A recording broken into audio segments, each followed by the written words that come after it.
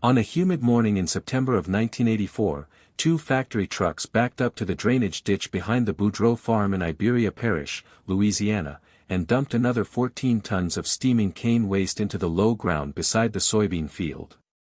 The drivers never shut the engines off. They unloaded fast and left faster. By noon, the smell had drifted nearly half a mile across the parish road. Evelyn Boudreaux stood on the porch watching flies gather over the black piles while her grandfather tightened the fuel cap on an old crawler tractor that looked older than both of them combined. The farm had belonged to the Boudreaux family since 1946. 87 acres of sugarcane and soybeans sitting on soft Louisiana ground that flooded easy and dried slow. The drainage ditch behind the property once carried rainwater safely toward Bayou Teche. By 1984, it carried thick black runoff from the Gulf Delta sugar refinery. Most folks in Iberia Parish believed the land was finished. The waste kept piling higher every season. Nothing grew right near the ditch anymore. Corn yellowed early. Soybeans curled at the edges. Cane roots turned weak and shallow. The refinery insisted the material was harmless organic residue. The parish inspectors repeated whatever the refinery told them. But Evelyn knew better. She kept records inside a faded school ledger. Rainfall totals. Soil color. Dead crop sections. Dates and truck numbers. She was 19 years old that fall. Quiet like her grandfather. Sharp-eyed. Never spoke more than necessary. Her grandfather, Auguste Boudreaux, was 74. He moved slow but steady. Thick hands. Bent shoulders. Mud always dried around the stitching of his boots. He had farmed Louisiana cane fields since Dwight Eisenhower was president and trusted old steel more than polished office men. Especially one machine. A 1957 John Deere 440 crawler tractor. 40 horsepower. 2-cylinder diesel. Nearly 5 tons of cast iron. Auguste bought it used in Lafayette in 1966 after Hurricane Betsy destroyed his Farmall Super M. The crawler's steel tracks could cross swampy ground where wheeled tractors buried themselves to the axles. Auguste rebuilt the injector pump himself in 1973. Replaced the head gasket during the flood year of 1979. The machine still wore dents from pulling cypress stumps along the bayou edge. Let me tell you about old crawler tractors. Modern machines rely on speed. Old crawlers relied on torque and weight. A machine like the John Deere 440 barely moved faster than a walking man, but the track spread the weight across wet ground instead of cutting deep ruts into it. That mattered in Louisiana. Soft earth can swallow a tractor whole after heavy rain. But crawlers keep pulling. Slow. Patient. Relentless. Auguste loved that machine because it behaved the same way he did. By October, the waste piles behind the farm stretched almost 200 yards long. Steam rose from them every cold morning. The smell turned sour after rain. Then the refinery announced plans to dump even more. The meeting happened on October 11, 1984, inside the Iberia Parish Agriculture Office. Farmers packed folding chairs against the walls while refinery representatives stood near a projector screen explaining temporary environmental storage solutions. That was the phrase they used. Temporary environmental storage. Evelyn sat beside Auguste in the second row holding her notebook. Daniel Mercer stood at the front of the room. 37 years old. Regional refinery manager. LSU graduate. Crisp white shirt. Gold watch. Perfect smile. The kind of man who believed confidence alone could solve problems. He clicked through charts showing refinery profits while local farmers stared in silence. Finally Evelyn stood up. The runoff killed 12 acres behind our soybean field, she said calmly. And your trucks are still dumping. Mercer smiled politely. Then he laughed. Not a nervous laugh. A real one. Loud enough that several refinery supervisors joined him. You're blaming fertilizer for hurting crops, he asked. People around the room shifted awkwardly. Evelyn didn't answer.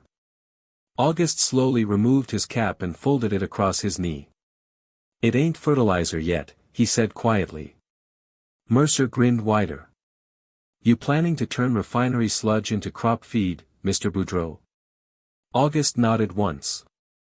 Yes. The room laughed harder. One man nearly choked on coffee. But August never changed expression. Never raised his voice. Never looked embarrassed. That unsettled Mercer more than anger would have. After the meeting, Mercer followed them outside into the parking lot. You really think that old tractor and a shovel can solve industrial waste? He asked. August looked toward the crawler sitting on the trailer behind his truck. No, he said softly. Time solves it. Mercer smirked. You've got plenty of that. Then he walked away laughing. That winter, August began dragging sections of cane waste into long windrows behind the farm.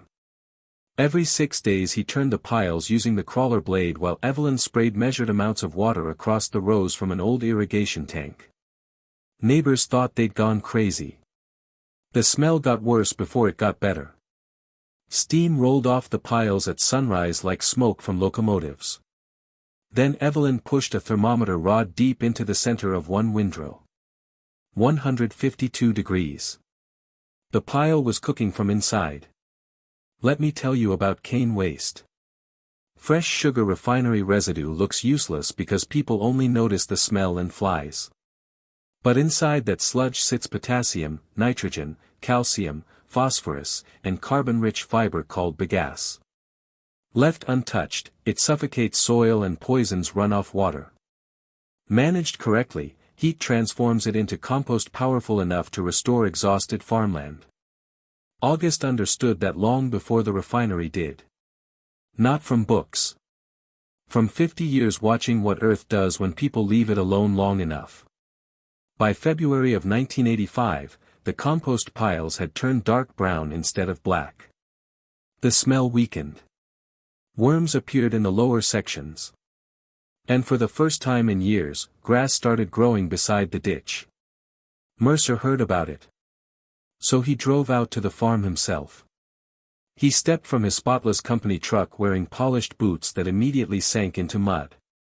Then he saw the old crawler moving slowly through rising steam behind the soybean field. And he laughed again. But this time, August laughed too.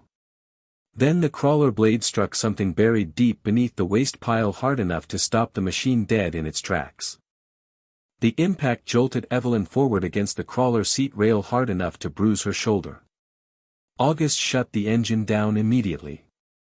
Steam drifted around the machine while Mercer stood 30 yards away near his truck grinning like he had finally been proven right. Told you that mess would ruin it, he called. August climbed down slowly. No anger. No panic. Just patience. He grabbed a steel pry bar from the toolbox mounted beside the crawler seat and walked toward the buried obstruction. Evelyn followed close behind while black compost heat rolled around their boots.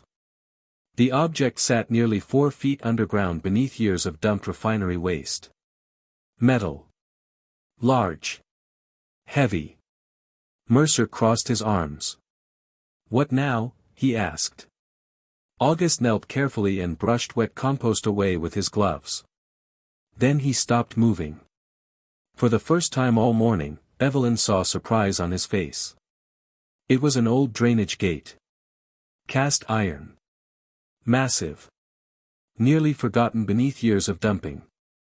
The gate connected to the original runoff channel built in 1948 when the farm first installed flood drainage toward Bayou Teche. The refinery waste had buried it completely. August looked up at Evelyn. That's why the field's drowning, he said quietly. Mercer's smile faded. Within 2 hours, August had chains hooked from the crawler hitch to the buried gate frame. The old John Deere rattled hard when he eased the throttle forward. Tracks spun once. Twice. Then caught. The machine growled low and deep. 5 tons of crawler tractor pulled against decades of buried mud and hardened waste. Nothing moved. Mercer shook his head. "You're wasting your time." August never looked at him. The crawler pulled harder. Steel tracks bit into wet ground. Black compost shook loose around the buried frame. Then something happened. The gate moved. An inch. Then another. Then muddy water exploded upward from beneath the pile like a geyser. Evelyn jumped backward. Mercer stumbled sideways into the mud. The buried drainage line roared alive beneath the compost field after nearly 7 years blocked shut. Water rushed toward the bayou carrying black runoff with it. And suddenly the entire lower field began draining. Let me tell you about drainage on southern cane farms. Sugarcane hates standing water. Too much moisture suffocates root systems and destroys oxygen inside the soil. Old farmers understood drainage better than most engineers because they spent decades watching where floodwater settled after storms. One blocked drainage line can ruin acres. Not immediately. Slowly. Quietly. Year after year. That was exactly what happened behind the Boudreaux farm. The refinery waste never poisoned the field directly. It buried the land alive. Mercer stared at the rushing water speechless. August shut the crawler down and climbed off slowly. "You buried the whole ditch," he said. Mercer looked toward the draining field. For the first time since Evelyn met him, he looked unsure of himself. That spring, August spread the finished compost across 6 damaged acres behind the soybean field. Dark brown now. Rich. Earthy smell instead of rot. He used an old New Idea manure spreader from 1968 that rattled so hard at full load Evelyn swore it sounded like loose bolts inside a coffee can. Neighbors still laughed. Especially when planting season came. Most farmers avoided the lower acreage entirely. August planted soybeans there anyway. Mercer visited twice during planting season. Quiet both times. No laughing anymore. But people around town still mocked the idea. At the feed store one afternoon, Evelyn overheard 2 farmers talking near the seed counter. "Old August is farming garbage now," one said. The other laughed hard enough to slap the counter. Evelyn stayed silent. She'd learned that from her grandfather. By July, something strange started happening behind the ditch. The soybean plants on the composted field grew taller than the rest. Darker green. Thicker stems. Even after a dry spell hit southern Louisiana in late summer, those 6 acres stayed healthy while neighboring fields curled from heat stress. Mercer returned again in August.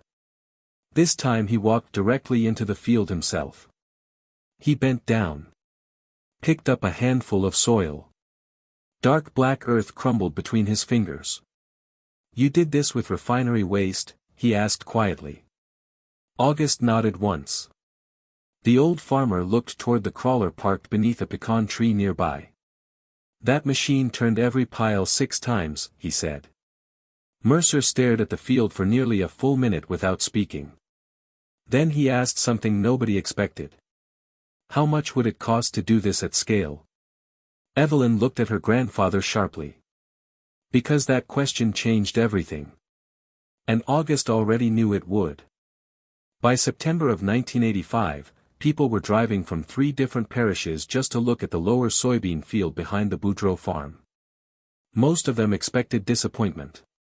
Instead, they found the healthiest crop in Iberia Parish.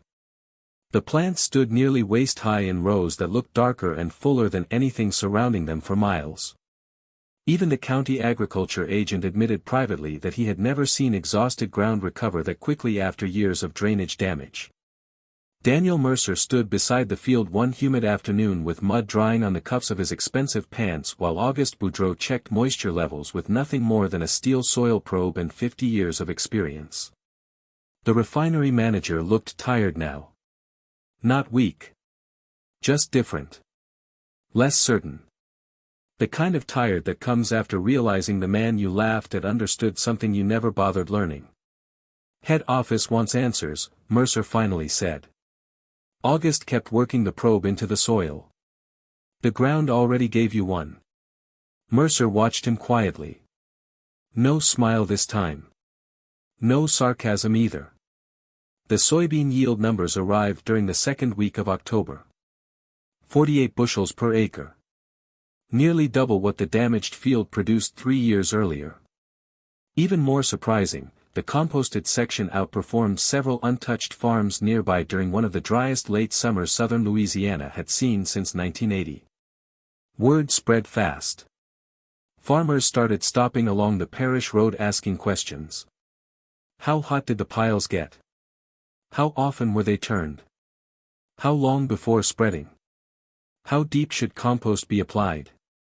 Evelyn answered most of them herself while August listened from the shade of the equipment shed beside the old crawler tractor.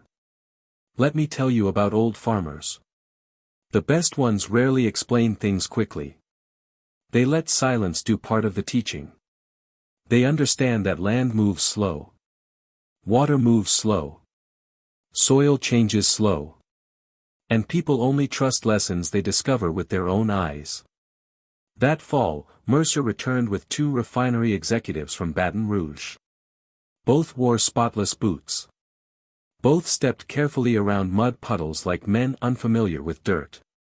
August met them beside the compost windrows while the crawler idled nearby with its familiar deep-throated rhythm rolling across the field. One executive looked at the machine and frowned. You still use that thing every day? August rested one hand on the crawler blade. Every day it starts. The executive chuckled politely. Mercer didn't. Because he had seen what the machine could do. The meeting lasted nearly 3 hours. Evelyn spread maps across the hood of Mercer's truck showing drainage recovery, soil improvement, and crop yields from the composted acreage. The refinery executives asked technical questions. Some sincere. Some defensive. Then one of them finally asked the question nobody wanted spoken aloud. You're saying our waste problem is actually usable? August looked toward the compost rows steaming softly in the afternoon heat. Ain't a waste problem, he said. It's a patience problem. Nobody laughed. Not anymore. Within 6 months, Gulf Delta Refining partnered with the Louisiana State Agricultural Extension Office to begin controlled composting trials using cane residue from 3 refinery sites. And suddenly the same idea people mocked inside the parish meeting hall became newspaper material. The Daily Iberian ran a headline in March of 1986. Local farm recovers damaged soil using refined cane compost. Mercer brought a copy personally. He handed it to Evelyn beside the equipment shed while August rebuilt a hydraulic hose fitting nearby. I owe both of you an apology, he said quietly. August kept tightening the wrench. For laughing, Mercer added. The old farmer finally looked up. You weren't laughing at us, he said. You were laughing at something you didn't understand yet. Mercer nodded slowly. That stayed with him. Have you ever known you were right while everyone around you treated you like you were foolish? Not guessing. Knowing. Knowing so deeply that you stayed calm while people laughed in your face. That kind of certainty usually comes from years. Not pride. And that was the difference between Auguste Boudreau and everybody else in that room back in 1984. By summer, the refinery started hauling waste differently. Separate piles. Controlled moisture. Measured turning schedules. Mercer even hired local farmers to help manage the compost fields because refinery workers kept overheating the piles by rushing the process. August warned them that would happen. Compost breathes, he said one morning. Rush it too hard and you smother it. The old crawler kept working almost daily. Turning rows. Dragging drainage channels clean. Pulling loaded spreaders through wet ground modern tractors struggled to cross. Evelyn once asked August why he never bought a newer machine after the refinery began paying consulting fees. The old man wiped grease from his hands slowly before answering. This one remembers the farm. She understood exactly what he meant. Machines carry history when they survive long enough. That crawler remembered hurricanes, floods, funerals, failed harvests. And now this. Late that October, a violent Gulf storm rolled across southern Louisiana, dumping nearly 11 inches of rain in under 2 days. Fields flooded across Iberia Parish. Roadside ditches overflowed. Several neighboring farms lost sections of cane entirely beneath standing water. But behind the Boudreau farm, the restored drainage channels carried runoff exactly where they were supposed to go. The lower field drained clean. Mercer drove out during the storm himself. Rain hammered against his windshield while he watched water moving steadily through the reopened 1948 drainage line beneath the composted acreage. Then he looked toward the old crawler parked beside the barn under sheets of cold rain. And for the first time since meeting Auguste Boudreau, Daniel Mercer removed his hat before speaking. "I was wrong," he said quietly. Auguste nodded once. Not proudly. Not triumphantly. Just respectfully. Because men like him never needed humiliation to prove a point. But that storm was only the beginning. 3 weeks later, Gulf Delta Refining received a federal environmental inspection that changed the entire future of the company. And what Daniel Mercer said during that inspection shocked everyone in the room. The federal inspectors arrived in November of 1986 expecting lawsuits, runoff violations, and dead farmland. Instead, they found compost operation records, drainage restoration maps, crop yield data, and 87 acres of recovering soil behind a small Louisiana farm operated by a 75-year-old man with grease under his fingernails and mud on his boots. Daniel Mercer personally walked the inspectors through the entire process. He showed them temperature logs, moisture readings, turning schedules, runoff reductions. Then he took them behind the soybean field where the old John Deere crawler pushed slowly through steaming compost rows beneath a gray Louisiana sky. One inspector looked stunned. "You developed this system?" he asked Mercer. Mercer shook his head immediately. "No," he said. "Auguste Boudreau did. The old farmer never stopped driving the crawler. Didn't even look up. That mattered to Mercer more than any speech could have." By 1988, Gulf Delta Refining had converted nearly all cane waste processing into controlled agricultural compost production. Farmers across southern Louisiana started using treated cane residue to restore depleted ground after years of aggressive chemical farming. And quietly, without television cameras or politicians, the Boudreau farm became the example everybody studied. Evelyn took over most field operations that same year. Auguste's knees had started failing him during wet weather, but he still climbed onto the crawler every morning before sunrise to warm the engine himself. Same routine. Fuel check. Oil pressure. Hydraulic lines. Then one slow lap around the field. Like the machine needed reassurance the farm still existed. Let me tell you about inheritance. Sometimes people inherit money. Sometimes land. But the rarest inheritance is judgment. The ability to look at something ugly, broken, or forgotten and still recognize value hiding underneath it.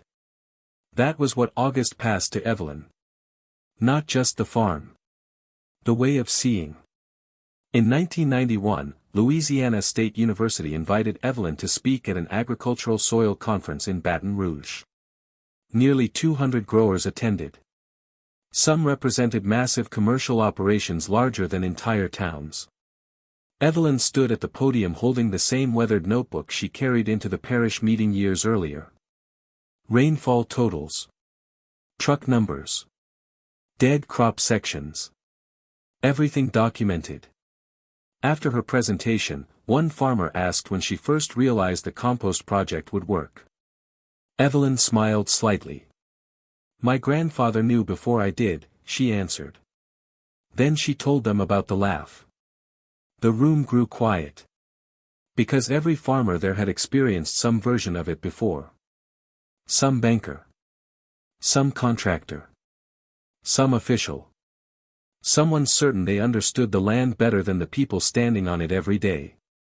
Auguste Boudreau died peacefully in February of 1993. 82 years old. He passed away in the farmhouse his father built beside Bayou Teche with rain tapping softly against the windows during the night. 2 days later, Evelyn walked into the equipment shed before sunrise and started the old John Deere crawler herself. The engine coughed once. Then settled into the same deep rhythm that had echoed across the farm for decades. She drove one slow lap around the drainage field before the funeral. Just like he always did. The crawler still runs today. Evelyn rebuilt the transmission in 2004. Her son replaced several track rollers in 2012. The original steel blade still carries scratches from the buried drainage gate that changed everything back in 1985. And every fall, compost rows still steam behind the farm after harvest season. Not waste anymore. Not garbage. Fertilizer. Proof. Legacy. Daniel Mercer retired from Gulf Delta in 2001. Before leaving, he funded a scholarship program for agricultural soil restoration students across southern Louisiana. At the dedication ceremony, he told reporters something nobody expected from a man once known for laughing at old farmers. "The smartest person I ever met never went to college," he said. Then he pointed toward the Boudreau farm across the highway. "He just paid attention longer than the rest of us." Have you ever owned something everybody else dismissed as worthless? An old truck. A tool. A piece of land. Maybe even an idea.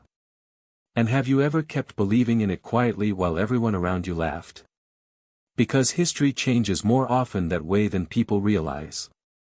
Not through loud men in perfect offices. Through stubborn people willing to keep working long enough for the truth to catch up. Some things aren't ruined. They're just waiting for somebody patient enough to understand what they can still become. If this story reminded you of somebody in your own life, somebody who kept working while everyone else doubted them, tell me about them in the comments. I read every story. And if you want to hear about the farmer in Arkansas who saved an entire wheat harvest using a broken 1948 case combine everybody called scrap metal, there's another story coming soon. You'll want to hear that one too.